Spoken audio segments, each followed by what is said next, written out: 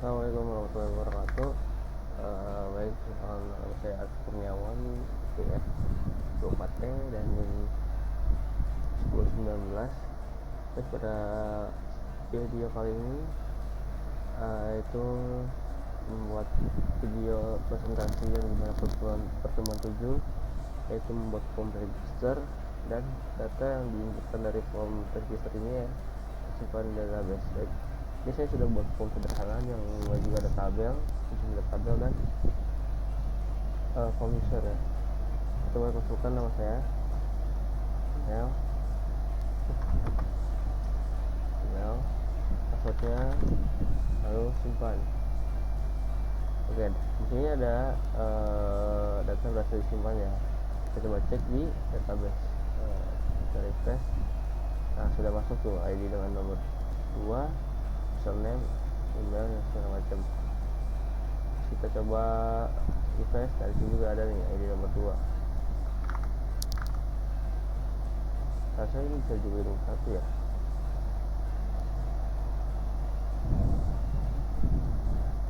Karena tadi saya sudah coba sebelumnya, sebelum di membuat video ini saya sudah coba untuk ID, jadi ID nomor 1 sudah pakai. Refresh ya, ada nomor 1. Kita dimasukkan lagi, dia bakal nomor 3 ID nya. Kita masukkan user 2, email user 2 email.com.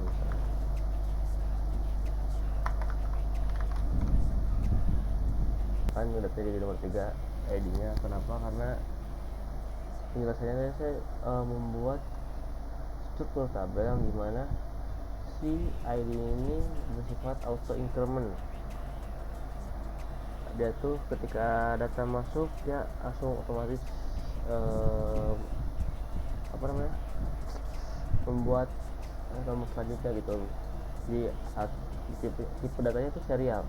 Jadi nanti ketika data 1 masuk, dia akan di nomor 1, terus seterusnya nomor 2, nomor 3, nomor 4. Kalau misalkan data 2 nya kehapus, misalnya data 2 kita hapus, lalu kita inputkan data yang ketiga, itu masuknya ID nya itu nomor 3 bukan nomor 2, karena nomor 2 sudah terpakai gitu. Baik, untuk pertama kita membuat koneksi itu, yaitu dimana ada host, localhost, usernya itu root dari user user defaultnya PHP MyAdmin, lalu port 81. Kenapa saya nggak pakai 3306? Karena 33 nya udah pakai di MySQL Workbench. Passwordnya 12345 dan DB nya itu IE NIM saya 24/16/255/20/10/19 sesuai ketentuan tugasnya ya. Nah, ini nama database ya. Lalu buat koneksi, variabel koneksi sama dengan MySQLi connection. Nah, ini tuh untuk fungsinya mengkoneksikan PHP kita ke database agar data yang kita input tuh tersimpan di database. Lalu bukan host, user, password, lalu buat pengkondisian jika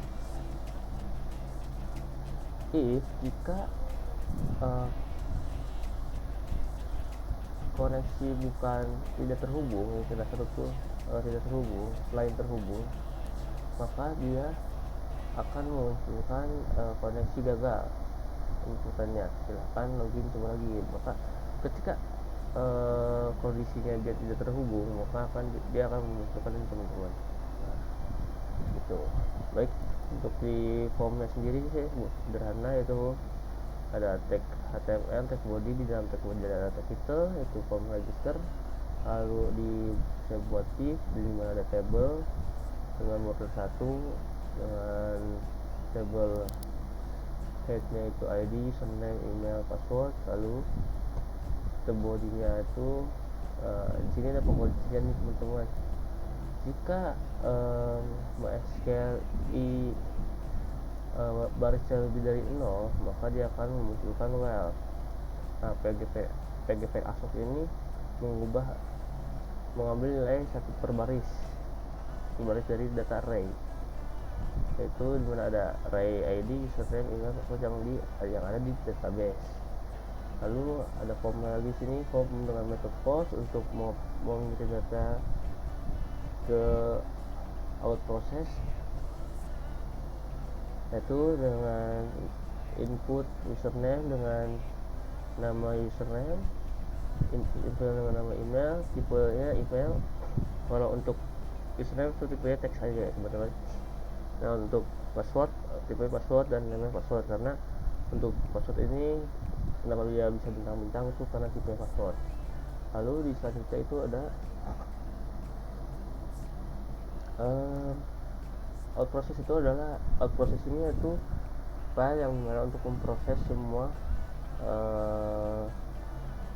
apa namanya, untuk memproses data yang di input user ke database.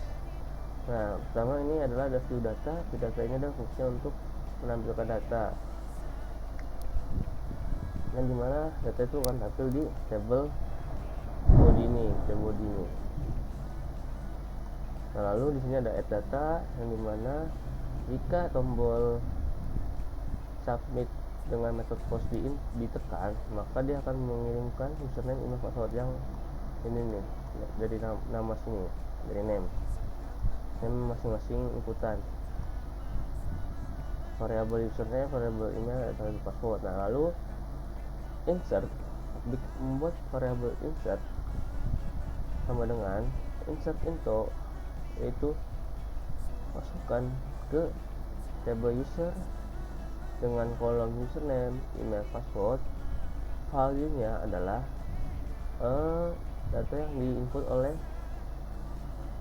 si user, dimana yang tersimpan di variabel username, email, dan password ini teman-teman.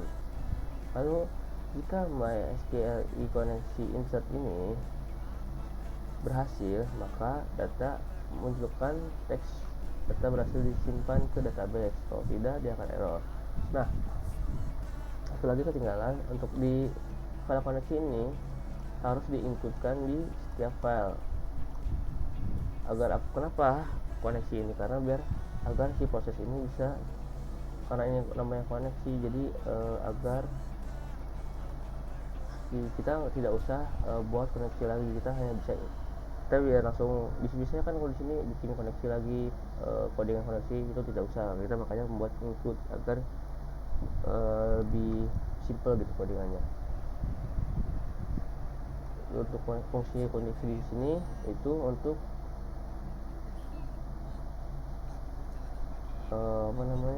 untuk menampilkan data yang ini teman-teman. Itu nggak ada koneksi sih, saya nggak bisa koneksi.